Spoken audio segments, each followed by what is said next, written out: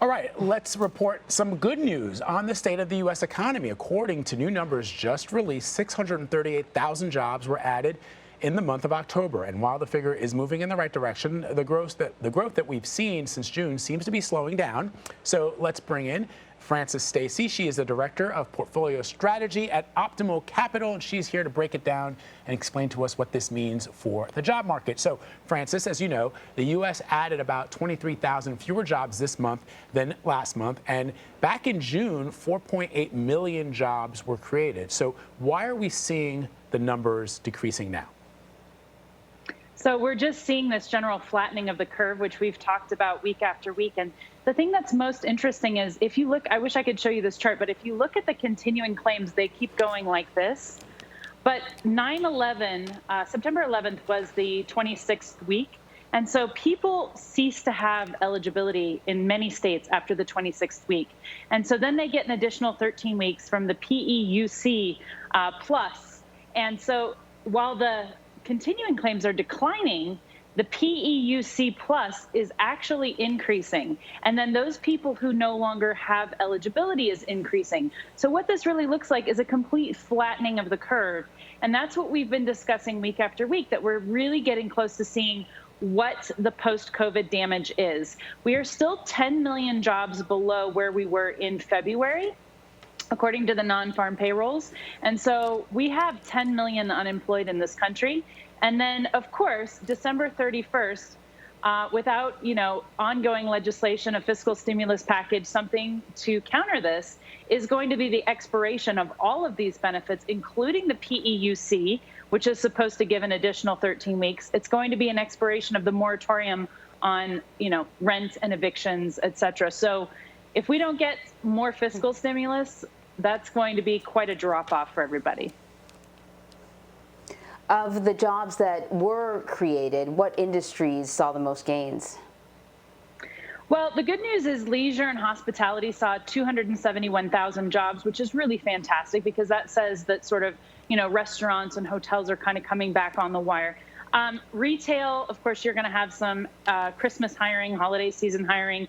That was plus 104,000. Construction plus 85,000. That's really great because our housing sector is something that's been doing really well given the, how low the interest rates are. The manufacturing added only 38,000, but that's still headed in the right direction. And if you can remember, our manufacturing and CapEx spending really topped out with the business cycle in the third quarter of 2018 and was kind of on a decline before the pandemic as the business cycle looked like it was supposed to sort of roll over. And so these increases in manufacturing jobs just say that we're not headed off of a cliff because of the pandemic, which is some good news, a silver lining. So, Frances, stocks opened slightly down this morning, despite the S&P 500 and the NASDAQ having had their best weeks in months as of yesterday. I know that day to day, it's sort of a fool's errand to sort of watch the market day by day, but I wonder what you're hearing from other analysts and traders as to what they expect should, for example, Vice President Biden be victorious in this election, but that the Senate remains GOP controlled. I mean, generally the market seems to like when there's that kind of a balance, but the GOP, the Senate is still sort of in play because you got two potential runoff elections in Georgia. So what would that potentially mean? Well, the thing is that the market had been pricing in with elevated volatility a contested election, and it was pricing in a blue wave. So then the market sort of violently started unpricing that and, discounting basically a Biden win and a Republican-controlled Senate, which, as you say, markets like just from the certainty factor. Notably, though, on October 30th, it was a slightly higher low, which is usually bullish just per the technicals. But I think right now the market is expecting Biden to win and the Senate to remain Republican, which really is kind of the moderate play going forward. We have, we've talked a lot about the wealth gap. We've talked a lot about the attendant populism that goes with a wealth gap historically, both on the right and the left. So we had more extremes on both sides in this election than we've had probably in a very long time, maybe since Andrew Jackson, I'm not really sure. But those extremes were kind of paired when, we thought that this might be a divided government, which sort of supports moderates, which I would contend is the bulk of the country. Whether you're a little left or you're a little right, most people are moderate. Most people are socially liberal and fiscally conservative. And so that might not be a bad outcome, just, with all of the extremes kind of trying to pull us in a different direction. And as far as the uncertainty goes with the legal challenges, we're seeing the markets go up despite that, because that was always going to be the case. I've had so many people call me in the last couple of days, oh my God, what do you think about all these legal challenges? And, if anybody was listening to the narrative around Trump's rallies, they suspected voter fraud. They've been very overt about saying that for months. And, they were going to challenge it legally. And this was always going to be the outcome. The nice thing is, and I enjoyed the previous segment that you guys had with Alex, which was fantastic as far as parsing through all the details. But the nice thing is that when this ends up in the court system, it really does become about actual evidence.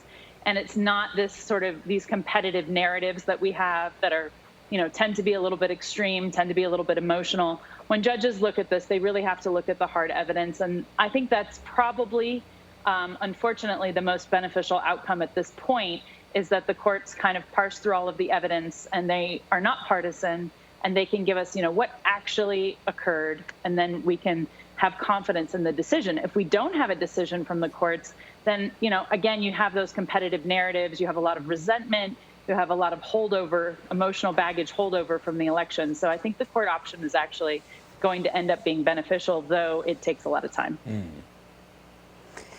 So, Francis, you brought up the fact that we need some sort of stimulus package because everything comes to an end come the new year. Senate Majority Leader Mitch McConnell won back his seat. He said he's ready to get to work, sign some sort of stimulus package. But I wonder, I know every day there are households and businesses that are sort of right on the edge of that cliff. And so whatever they can get as fast as they can get, it's going to make a difference. But many others have already fallen over the cliff. So what sort of difference do you think a stimulus package will make when you consider, it's going to take time to negotiate, and then it's going to take time for those first checks to actually hit the people who need them?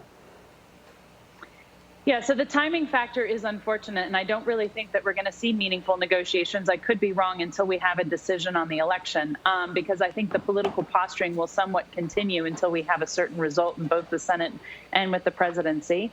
I think that we are going to land in the $2 trillion range. But once the election has been determined, and particularly if it's not surprising in that we get a Biden victory and a Republican Senate, which is what's being kind of calculated into the mix right now, I think that we are going to get a stimulus deal, which is so important for so many reasons. Number one, we have a record amount of debt service happening in society right now, and that drains liquidity out of the system. So while we don't have a liquidity crisis, again, those that say the economy is just fine, we don't need another stimulus package, that's actually just mechanically not true. And, you've heard ancient Greek philosophers say that there's really no constant state of normalcy. If you want to continue on normal, you have to have a slight uptick in your curve to continue the normal trend. And that is certainly true when it comes to liquidity in the system and fiscal stimulus, supplying that liquidity continuously. The other thing is we've talked so much about the wealth gap. I mean, regardless what happens with the election, regardless if the markets continue to favor this outcome, there are so many people, the lower 60% in the economy is left behind. Now we have 10 million that look like they're sort of permanently out of work.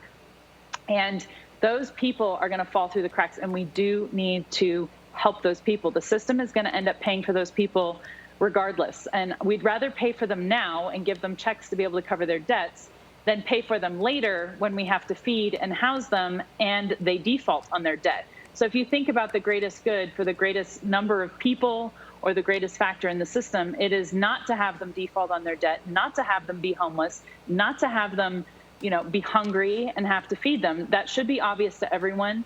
And I'm hoping that that's the prevailing discussion in the fiscal stimulus going forward. And I'm hoping the political posturing will calm down. All right, Francis, Stacy from Optimal Capital. Always like talking to you. Thank you so much.